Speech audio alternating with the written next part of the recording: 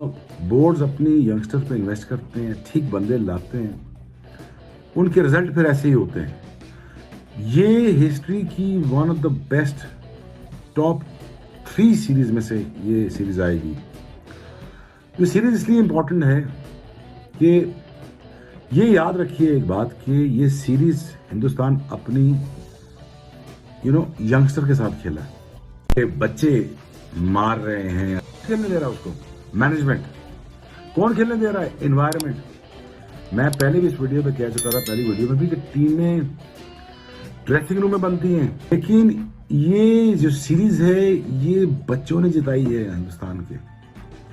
उन्होंने जिताई है ये सीरीज और उन्होंने ये बताया है कि हमारी बेंच स्ट्रेंथ, हमारा सिस्टम, हमारी इन्वेस्टमेंट इतनी अच्छी है कि अगर कोई टीम में हो ना हो, हम जिता के दिखाएंगे आपको। ये था वो मेरे जहन में एक पॉइंट था कि यार आज जीता क्या, हिंदुस्तान जीता या हिंदुस्तान का सिस्टम जीता है?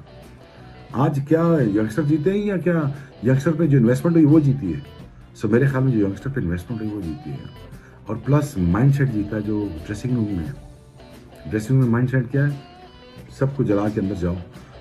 सो I think well done India. I think आपकी इन्वेस्टमेंट आपके काम आ गई और आपका माइंडसेट आपके काम आ गया और आप थोड़ी डिजर्व करते हैं, और आप मज़े लीजिए और खुश हों अपनी परफॉर्मेंस पे, और इसको सेलिब्रेट करना चाहिए पूरे हिंदुस्तान को मेरे ख्याल में। और आपने वो कर दिखाया जिसकी मैं उम्मीद कर रहा था और बाकी दुनिया नहीं कर रहे थे। So it's a very very proud moment, और मुबारक हो कि आपने अपने माइंडसेट को अपने लोगों से और ठीक लोगों पे इन्वेस्टमेंट करके आपने आज वो कर दिखाया है जिसकी लोग उम्मीद ही कर सकते हैं। होप वी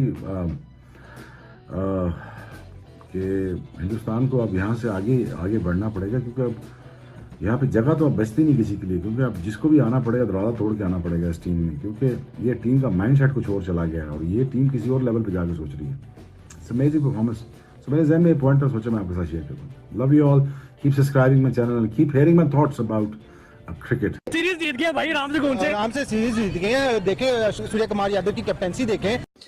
जो सबसे इम्पोर्टेंट प्लेयर, जो सबसे इम्पोर्टेंट एक कैटलिस्ट कह लें, जो कि लीड किया इस टीम को, उन जैसा कप्तान मुद्दतों बाद मिलता है, इसलिए कि ठंडे मिजाज के हैं और सिलेक्शन के पॉइंट ऑफ व्यू से उस ठंडा मिजाज है, घबराए नहीं थ्रू आउट, और बहुत बड़े उनकी अचीवमेंट है कि देखें क्या चीज अच्छी की, ऑनेस्ट ओपिनियन प्लेयर्स के बारे में, प्रेस कॉन्फ्रेंस में नो नॉनसेंस, फिर ये कि डग आउट का माहौल ठीक, फिर प्लेयर्स को भी मौका दिया कि जाके अपने स्किल्स को ये एक्सप्लोर करें, और कभी ऐसा नहीं दिखा कि जहां पे ये अपटाइट बहुत सारे ज्यादा हो गए हों।